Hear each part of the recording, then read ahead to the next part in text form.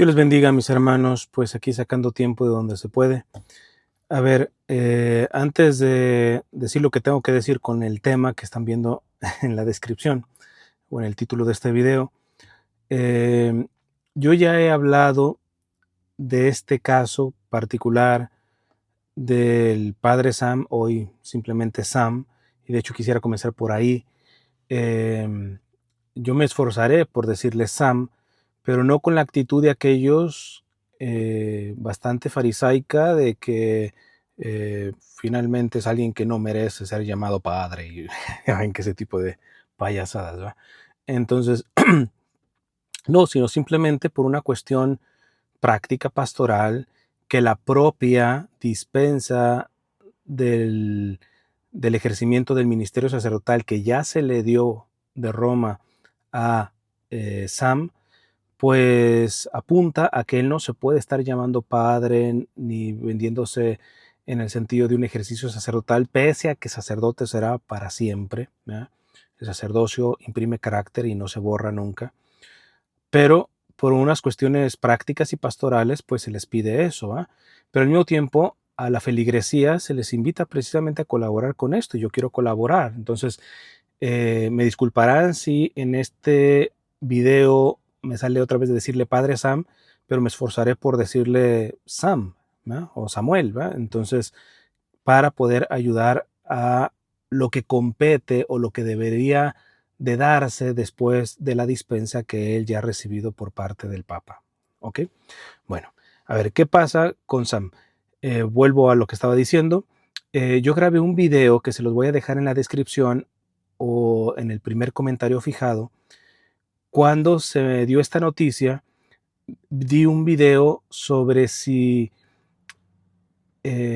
por dónde viene la crisis de los religiosos, mediáticos o influencers, aunque no me gusta el término este de influencers, porque muchas de las tesis que yo he escuchado es, pues no se fijan que muchos sacerdotes, muchas religiosas que estaban siendo personas públicas en redes sociales, en medios de comunicación, muchos de ellos han terminado dejando el ministerio. Y traté varias cosas, dentro de ello, pues evidentemente estaba el caso de el entonces padre Sam, que había dado la noticia que había pedido ya la dispensa, ¿va? Y yo les decía que en algo puede colaborar, pero esto puede afectar también a los laicos. ¿Cuántos laicos se enfatizan tanto en una cuestión de evangelización en redes sociales, son personas públicas, pero, por ejemplo, descuidan lo básico en su matrimonio, ¿verdad? O en su vida laboral, etcétera, ¿va? Eso ya cada quien se revisa, ¿va? Entonces, esto de que de la tentación, de lo que nos puede sacar de foco el ser personas públicas o mediáticas en redes sociales principalmente, puede ser un elemento a discernir de que meta en crisis la propia vocación, ¿no? Pero no creo que sea el caso o la razón más fuerte respecto a los religiosos, sacerdotes y religiosas que han dejado el ministerio y que han sido mediáticos en redes sociales.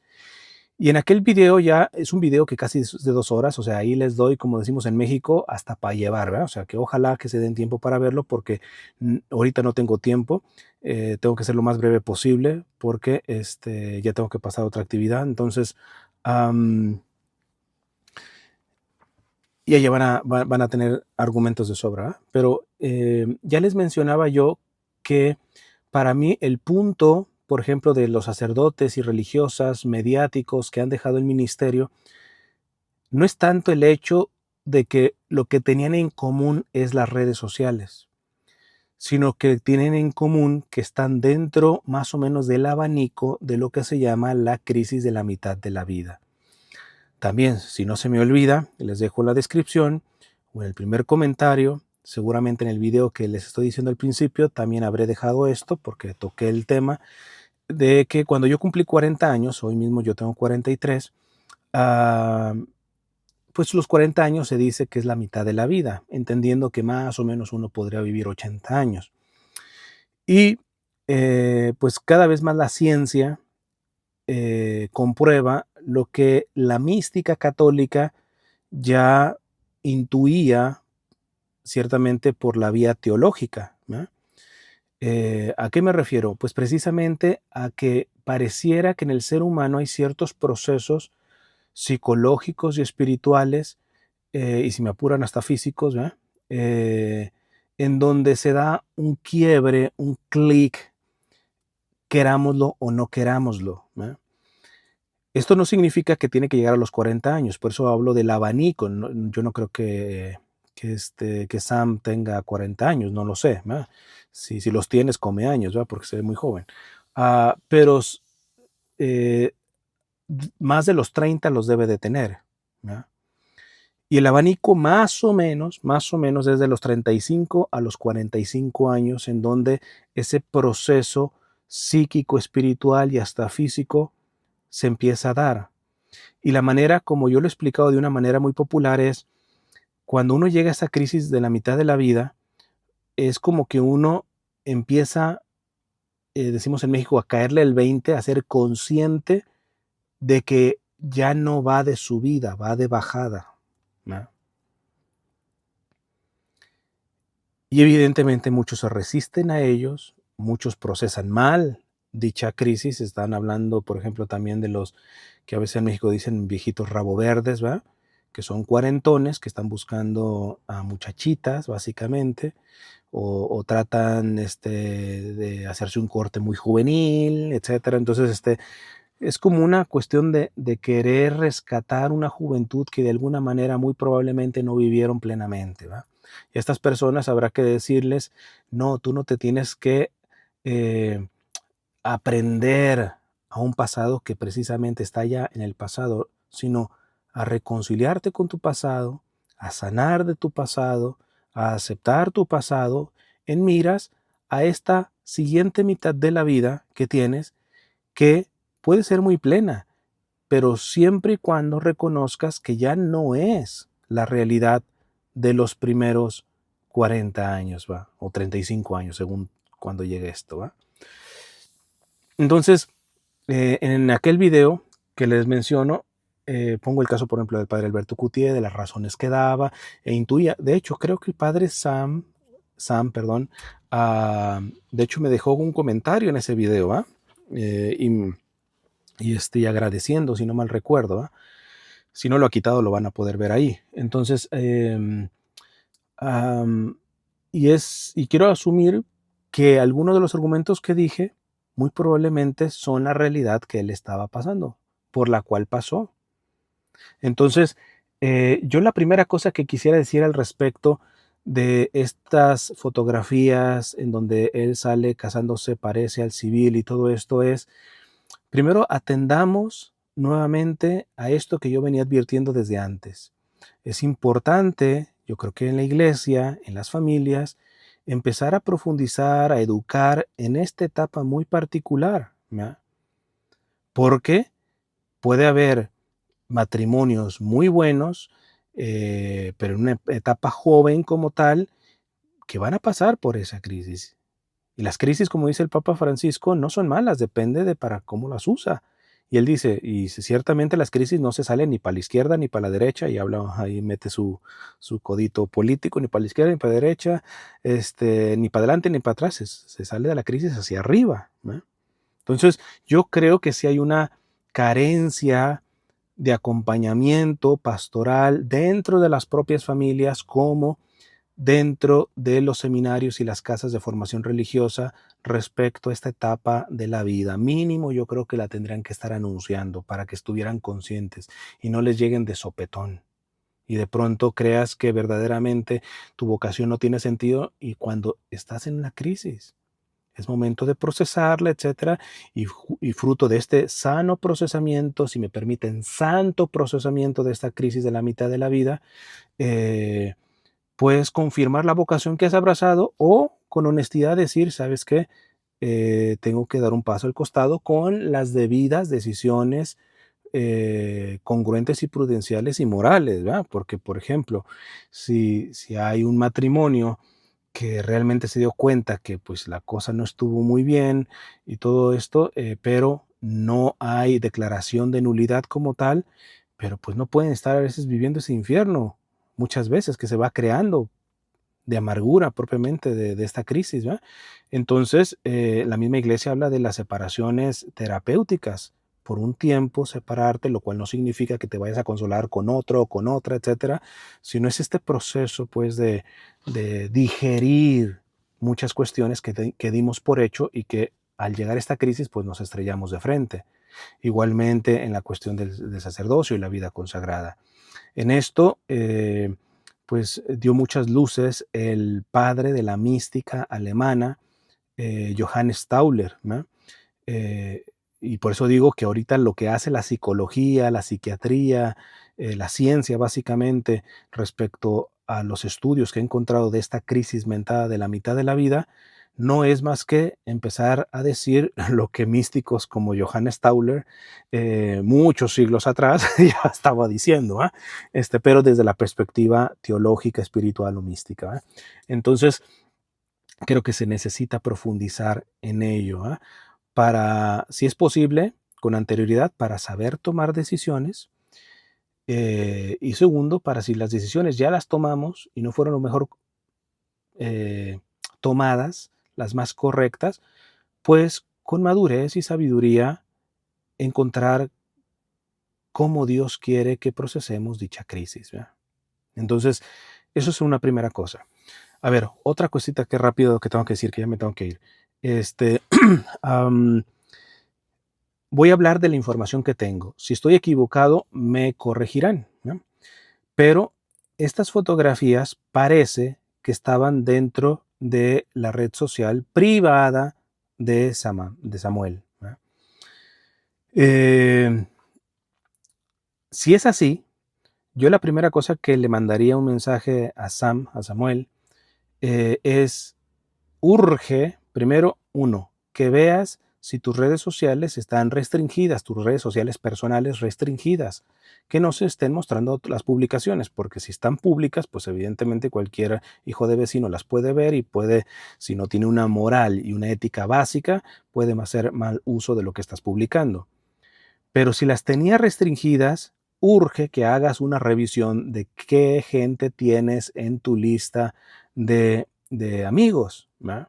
Más aún, por ejemplo, yo en Facebook, yo hace un tiempo hice una limpia y después hice una parcial y luego hice una limpia total. O sea, yo no tengo en mi lista de amigos de Facebook a nadie porque lo convertí más como en una página. Estoy pensando en volver a agregar a ciertas amistades muy puntuales, pero precisamente por una cuestión también de, de no ponerle en bandeja de plata, en charola de plata, pues cierto contenido de foro quizá privado a personas que se puedan decir amigos o inclusive familiares, pero pues que les encanta el mitote y son muy imprudentes y no miden las consecuencias de poder hacer un acto, por ejemplo, de lo que se presume hizo esta persona, de tomar esas fotografías y empezarlas a pasar y hacerlas públicas, ¿verdad? También puede ser que la gente que participó en la boda, y ahí tendría, bueno, si hubiera sido Sam, yo les hubiera dicho, si toman fotografías, por favor no las publiquen en redes sociales, una cosa así, ¿va? Entonces, eh, no digo que hay que llegar al extremo que creo que hace Luis Miguel, ¿va? Y creo que Messi, Ronaldo, todo eso, que todos los que le rodean, el jardinero, todos firman un contrato por un montón de penalidad de millones de dólares y todo eso, si ellos se atreven a decir algo de lo que ellos ven. ¿Por qué? Porque tienen acceso a la vida privada. Entonces, no digo que para tanto, pero pues por ahí se pudieran ver ciertas medidas similares para, si entre los familiares o amigos tenemos a un imprudente o a un malicioso, que sería peor, pues que tuviera las debidas consecuencias, ¿no? Porque me parece que más allá de que estés a favor o en contra de la decisión de Sam, tendríamos que respetar el foro privado. Y déjenme decirlo, porque no faltará el más perdido que Adán en el Día de las Madres, que venga, porque me dicen, pero tú te metiste en los matrimonios de cierto predicador y todo eso. No estamos hablando de una vida privada en cuanto a faltas, errores o cuestiones defectuales como tal que merecen un entorno de la vida privada. Aquí estábamos hablando de criminalidad. No es como que, mira, ni siquiera yo me meto. Más bien las víctimas han llegado conmigo. Te están violando, te están pegando, etcétera. Pues sabes que yo no puedo hacer absolutamente nada. Ya denunciamos a las autoridades, pero no están haciendo nada. Ok, no puedo decir nada públicamente porque es una cuestión de fuero privado. Espérate, estamos hablando de criminalidad. Pero quitando la cuestión de criminalidad, incluyendo errores y pecados que todos tenemos como tal, nadie tiene derecho a meterse a ese foro privado. Y si eso es esto, con las falencias, con algo que por sí mismo no es pecaminoso como casarse, o sea, ¿cómo justifica a alguien meterse en la vida privada? Están diciendo algunos, pero es que la boda es al civil, y no se ve que vaya fotos de la boda a la iglesia. ¿Qué te importa? Es su vida privada. Si Sam hubiera publicado hacerlas públicas, una cosa en sus redes personales, pero hubiera hecho abiertamente pública su boda al civil, ahí sí yo creo por una razón prudencial, yo le recomendaría a Sam, sube fotos de tu vida, de tu matrimonio religioso como tal. ¿Por qué? Porque pues le das carnita a la chismorrería y todo esto y después pues no te quejes de las consecuencias de esto. Pero si él ni siquiera tenía la intención de hacer pública de esta manera su boda al civil, no tiene la obligación de estar mostrando su boda a la iglesia.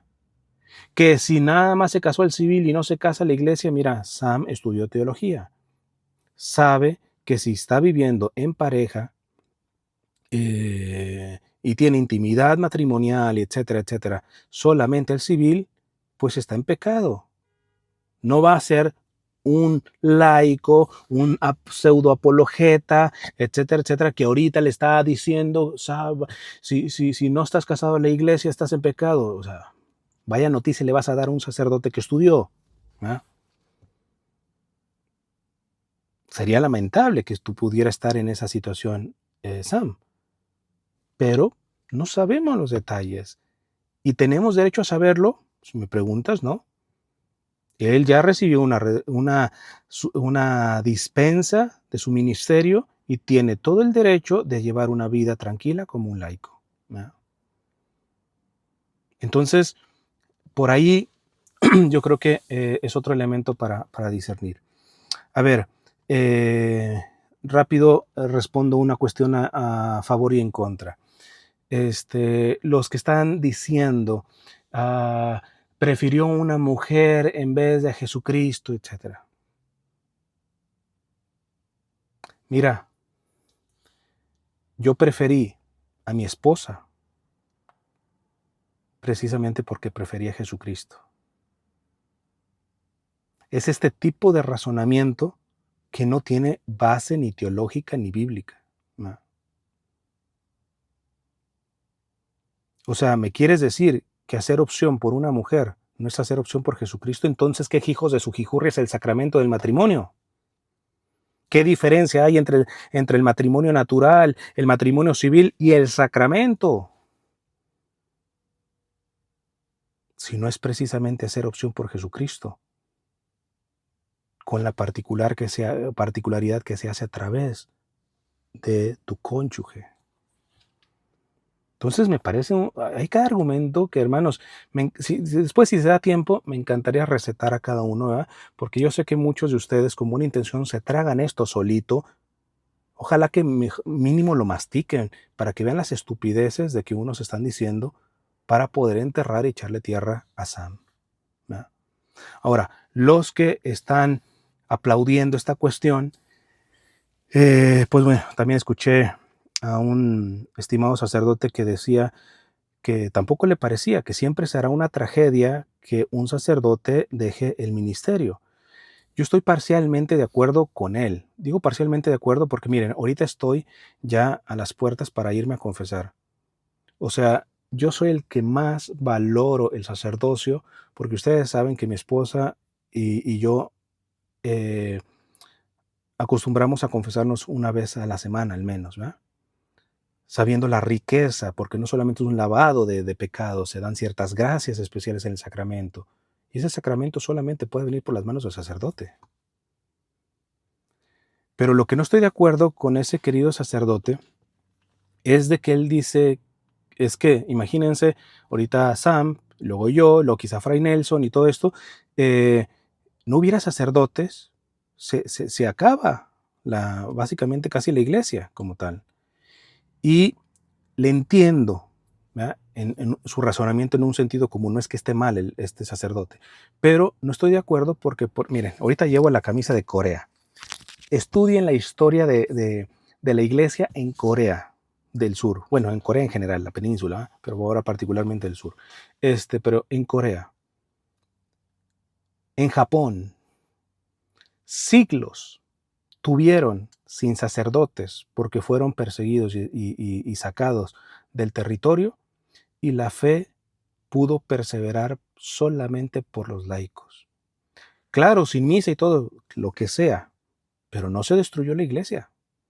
Al contrario, cuando hubo ya libertad religiosa, te das cuenta el peso de esos cristianos heroicos que sostuvieron una fe sin presencia de los sacerdotes.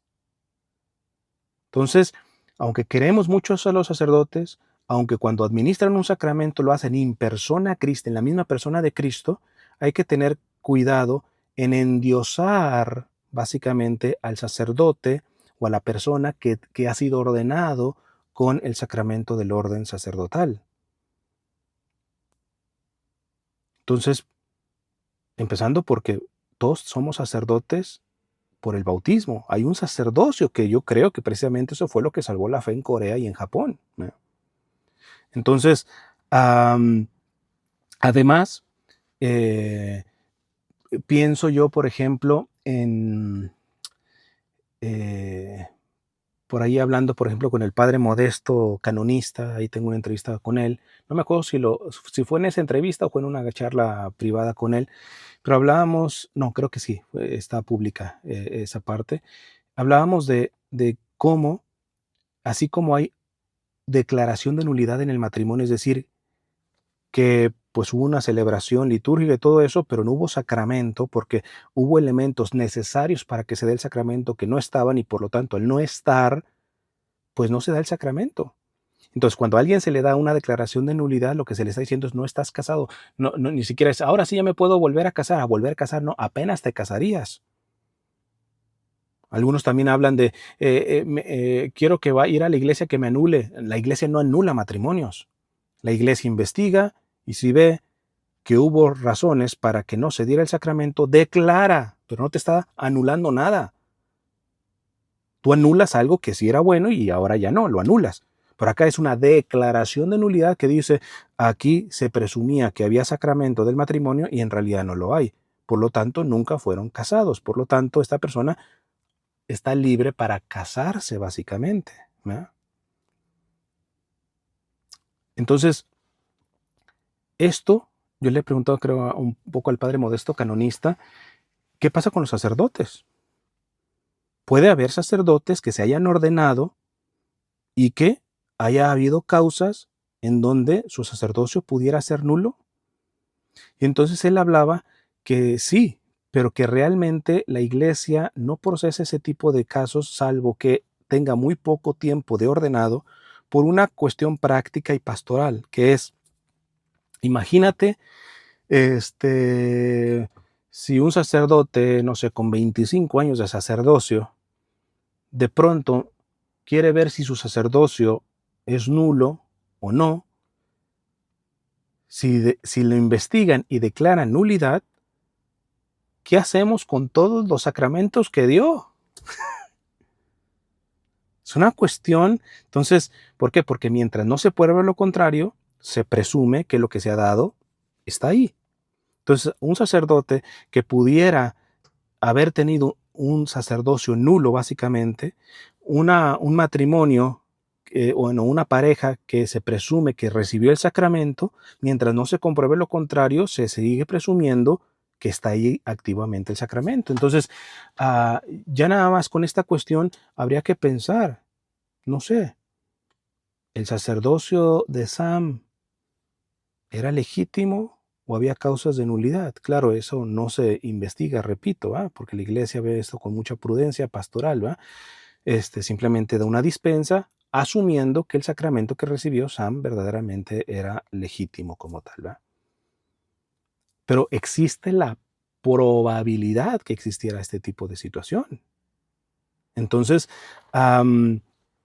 yo sí creo que tanto a favor o en contra, habría que cuidar un poco la boca, ¿ya? Porque primero terminamos confundiendo el pueblo de Dios y terminamos no haciendo lo más importante, que fue con lo que comencé. No digo que mi postura, mi tesis de la crisis de la mitad de la vida respecto a estos casos sea la que se tenga que guiar. Les propongo que, pues, valga la redundancia, propongan ciertas otras hipótesis y tesis que ayuden a ir de raíz al problema y que ofrezca soluciones concretas. Es por ejemplo, que un sacerdote se enamore de una muchacha. Yo casado me puedo enamorar de una muchacha, porque el enamoramiento es un proceso químico cerebral, no es un acto de la voluntad. No hay ningún problema. Estoy segurísimo que mi esposa se va a enamorar de otros hombres y yo me voy a enamorar de otras mujeres. Ahora, tengo voluntad y qué ayuda he recibido para forjar mi voluntad y no ser consecuente con ese enamoramiento químico que se da en la amígdala.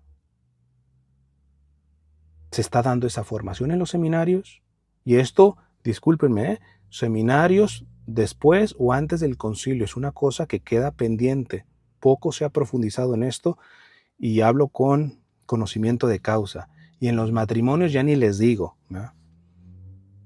Ya ni les digo. El mismo Papa Francisco dice cómo, creo que una señora se le acercó y le dijo, ¿no cree injusto que un sacerdote haya sido formado por 5, 7, 10, 12 años y de pronto pida una dispensa y la iglesia analice su caso y se la pueda dar, y nosotros como casados, ya una vez casados, no hay absolutamente nada de dispensas ni nada por el estilo, cuando fuimos formados simplemente con 2 charlitas en la parroquia?